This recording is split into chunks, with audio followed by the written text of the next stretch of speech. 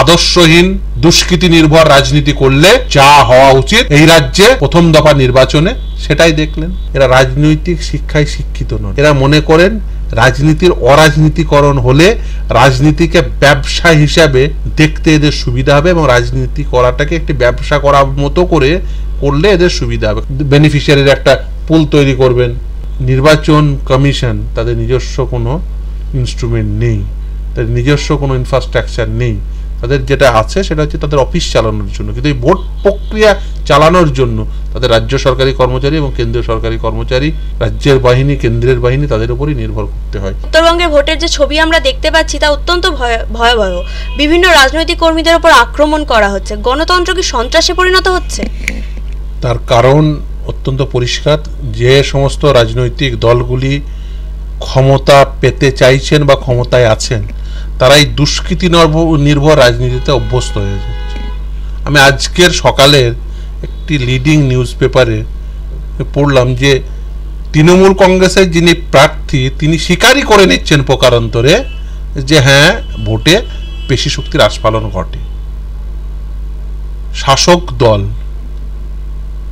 তারা যদি ওই শওকত, আরাবুল, শাহজাহান, জাহাঙ্গীর, অনুব্রত নির্ভর হয়ে যায়, খুব স্বাভাবিক পেশি শক্তির আস্ফালনই সেখানে স্বাভাবিক।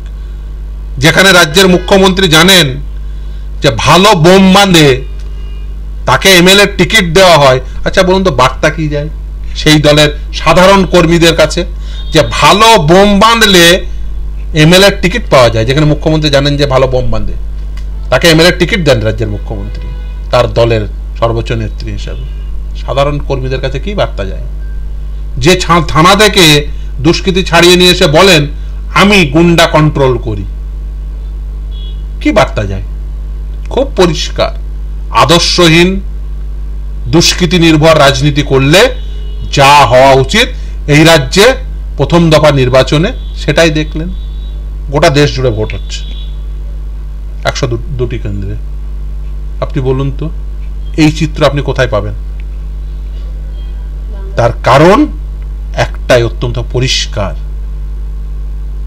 এই রাজ্যে যারা ক্ষমতায় আছেন তারা দুষ্কৃতি নির্ভর এবং দুর্নীতি নির্ভর রাজনীতিতে অভ্যস্ত হয়ে পড়েছেন। কারণ আদর্শের রাজনীতি যেহেতু তারা করেন না, তারা শুধুমাত্র ক্ষমতার রাজনীতি করার জন্য, ক্ষমতায় টিকে থাকার জন্য তারা দুর্নীতি এবং দুষ্কৃতীদের ব্যবহার করেন।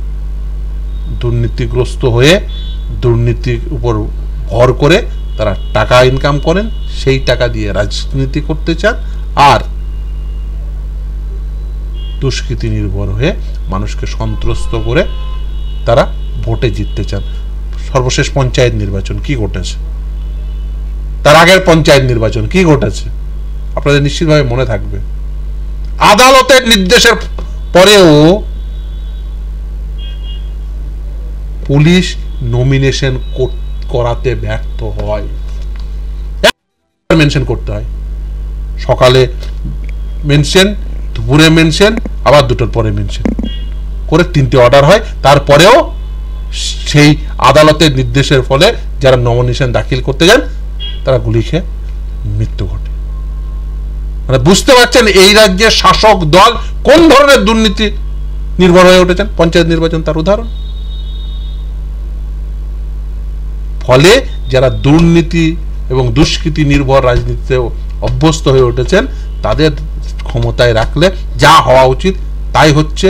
অত্যন্ত দুর্ভাগ্যজনক আজ এই গণতন্ত্রের উৎসবে এই ধরনের হানাহানি, মারামারি দেখতে পাওয়াটা একেবারেই বাঞ্ছনীয় নয়, কিন্তু ঘটছে। এ তেড়ে যাচ্ছে, ও তেড়ে যাচ্ছে। অন্য দেশে পাবেন, অন্য রাজ্যে পাবেন গণতন্ত্রের উৎসবে এই ধরনের সন্ত্রাস, হানাহানি। কারণ এরা শুধুমাত্র রাজনীতি করে ব্যক্তিগত লাভের উপর নির্ভর করে, তাই আজকে এই পরিস্থিতি তৈরি হয়েছে। স্যার, অতীতের শীতলকুচির ঘটনা মনে পড়লে আমাদের এখনো শিহরণ দেয়। সেই একই দৃশ্য আবারও ফুটে উঠছে আজ সকাল থেকে। দেখা যাচ্ছে পোল এজেন্টদের অপহরণ করা হচ্ছে, ওখানকার যারা রাজনৈতিক কর্মী আছে তাদের আঘাত করা হচ্ছে কাটারি দিয়ে, কাটারি জাতীয় অস্ত্র দিয়ে, এবং যারা ভোট দিতে যাচ্ছে তাদের মেরে চোখ পর্যন্ত ফাটিয়ে দেওয়া হচ্ছে। দেখুন, এই যে বললাম একই কথা, যে দুর্নীতি নির্ভর এবং দুষ্কৃতি নির্ভর রাজনীতি করলে এটাই হওয়া উচিত। আর শীতলকুচি পর্বে যে ভূমিকা, সেই ভূমিকা সত্যি সত্যি আমাদের লজ্জা দেয়। এবং এই রাজ্যে বিশেষ করে যখন ভোট হয়, যে ভোটই হোক না কেন, এই শাসক দল, বর্তমানে শাসক দল তৃণমূল কংগ্রেস, তারা মনে করেন যে তারা এই পেশি শক্তির আস্ফালন ঘটিয়েই তারা ভোটে জিতবেন। দেখুন, ওদের তো আর মানুষের উপর আস্থা নেই, আর মানুষের ওদের উপর আস্থা নেই। ফলে সেটাও ওনারা ভালো করে অনুধাবন করতে পেরেছেন যে মানুষের বর্তমানে এই রাজ্যের শাসক দল তৃণমূল কংগ্রেসের উপর কোনো প্রকার আস্থা নেই। তাই যেহেতু তাদের মানুষের উপর আস্থা নেই, তাই মানুষকে তারা সন্ত্রস্ত করে, সে শীতলকুচিই হোক বা অন্য যেখানেই হোক, তারা পেশি শক্তির আস্ফালন ঘটিয়েই ভোটে জিতবেন বলে ঠিক করেছেন। কিন্তু মানুষের অবরোধ, মানুষের যে সম্মিলিত শক্তি, আমি মনে করি এই অপশক্তিকে পরাস্ত করবে বলে আমি দৃঢ়ভাবে বিশ্বাস করি। তুফানগঞ্জ, কুচবিহারের একাধিক এলাকায় দেখা যাচ্ছে যে রাজনৈতিক দলের যে কার্যালয়গুলো আছে সেগুলোতে ভাঙচুর করা হচ্ছে এবং নির্বাচনী কেন্দ্রের কিছুটা দূরত্বের মধ্যে বোম পাওয়া যাচ্ছে। দেখুন, এই যে রাজনীতির একটা বলতে পারেন অরাজনীতিকরণ বা বিরাজনীতিকরণ হওয়ার জন্য কি হয়েছে, যে এরা তো আর ওই যে ধরুন দেখছেন বিরোধী পক্ষের যে পার্টি অফিস, বিরোধী যে রাজনৈতিক আদর্শের প্রচার প্রসার, এটাকে এরা গ্রহণই করতে পারেন না। তার কারণ এরা রাজনৈতিক শিক্ষায় শিক্ষিত নন। এরা মনে করেন রাজনীতির অরাজনীতিকরণ হলে রাজনীতিকে ব্যবসা হিসাবে দেখতে এদের সুবিধা হবে এবং রাজনীতি করাটাকে একটি ব্যবসা করার মতো করলে এদের সুবিধা হবে। কারণ দেখবেন কর্পোরেট কায়দায় এরা দল চালায়, কোথা থেকে একটা নিয়ে আসবে কাউকে স্ট্র্যাটেজিস্ট বলে, যেমন কর্পোরেটে থাকে, তারপরে কর্পোরেট কায়দায় তাকে দলটি চালাবেন, মানে বেনিফিশিয়ারির একটা পুল তৈরি করবেন। এই যে দেখছেন যে স্থানীয়ভাবে ওর পার্টি অফিসে বোম মারছে, বোম পাওয়া যাচ্ছে, স্থানীয়ভাবে অবরোধ তৈরি হচ্ছে, এটা কেন হচ্ছে? তার কারণ এই যে একটা বললাম না, যে একটা বেনিফিশিয়ারি পুল তৈরি করেছেন একদম নিচে থেকে উপর পর্যন্ত। কেউ ওই 100 দিনের কাজ থেকে কাটমানি তোলে, টাকা তোলে, সেখান থেকে জনগণের কাছ থেকে টাকা নিয়ে নেয়, কেউ হয়তো চাকরি বিক্রি করে টাকা নেয়। এই যে একটা বেনিফিশিয়ারি পুল তৈরি করেছেন, তারা তাদের এই ধরনের এই দুর্নীতিগ্রস্ত কাজগুলোকে কন্টিনিউ করার জন্য তারা এই ধরনের কাজকর্ম করে থাকেন, যাতে তাদের পছন্দের দল ক্ষমতায় থাকতে পারে, তাহলে তাদের সেই কাজটি কন্টিনিউ করতে সুবিধা হবে। ফলে তারা এই ধরনের রাজনীতি নিরন্তর করে যান। কিন্তু আমি মনে করি আলটিমেট মানুষ, শুধুমাত্র মানুষই ইতিহাস রচনা করে, এবং মানুষ নিশ্চিতভাবেই ইতিহাস রচনা করবে এবং এই অপশক্তিকে পরাস্ত করবেন বলে আমি বিশ্বাস করি। সেখানে ইলেকশন কমিশনের এত কড়া গাইডলাইন, প্রশাসনের কর্মীদের বদল, তারপরেও এই ধরনের ঘটনা উঠে আসছে। দেখুন, আলটিমেট আপনাকে একটা কথা মানতেই হবে, এই যে ইলেকশন কমিশন বা নির্বাচন কমিশন বলে যেটা বলা হয়, আমাদের নির্বাচন কমিশনের তো নিজস্ব কোনো ইনস্ট্রুমেন্ট নেই। এই যে রাজ্য সরকারি কর্মচারী, কেন্দ্রীয় কর্মচারী, তাদের নিয়েই এই ইলেকশন কমিশন চলে। কেন্দ্রীয় বাহিনী, রাজ্যের বাহিনী, এদের নিয়েই ইলেকশন কমিশন কিন্তু তাদের এই ভোট পর্বটি চালায়। সেখানে দেখুন বিভিন্ন ধরনের এই যে কর্মচারী, তাদের ইনভলভমেন্ট, এই যে ধরুন সাদা খাতার মাস্টার, তাদের মধ্যে কতজন আছেন সেটা ডিসক্লোজ করা উচিত। ফলে এই যে অভিযোগ জমা পড়ছে বিভিন্ন স্তরে, ধরুন সেই অভিযোগের কতটা নিষ্পত্তি হচ্ছে, নিশ্চিতভাবে নির্বাচন কমিশন সে নিয়ে তাদের জবাব দেবেন। কিন্তু এর আগেও যে সমস্ত বিশেষ করে পঞ্চায়েত পর্বে দেখেছি, আর অনেক মামলাও হয়েছে কলকাতা হাইকোর্টে, অনেক অভিযোগ পড়েছে, অভিযোগ দেখাই হয়নি। যদিও বলবেন যে না, সেটা তো রাজ্য নির্বাচন কমিশন ছিল। কিন্তু আমি আবারও বলছি যে নির্বাচন কমিশন তাদের নিজস্ব কোনো ইনস্ট্রুমেন্ট নেই, তাদের নিজস্ব কোনো ইনফ্রাস্ট্রাকচার নেই, তাদের যেটা আছে সেটা হচ্ছে তাদের অফিস চালানোর জন্য, কিন্তু এই ভোট প্রক্রিয়া চালানোর জন্য তাদের রাজ্য সরকারি কর্মচারী এবং কেন্দ্রীয় সরকারি কর্মচারী, রাজ্যের বাহিনী, কেন্দ্রের বাহিনী, তাদের উপরই নির্ভর করতে হয়।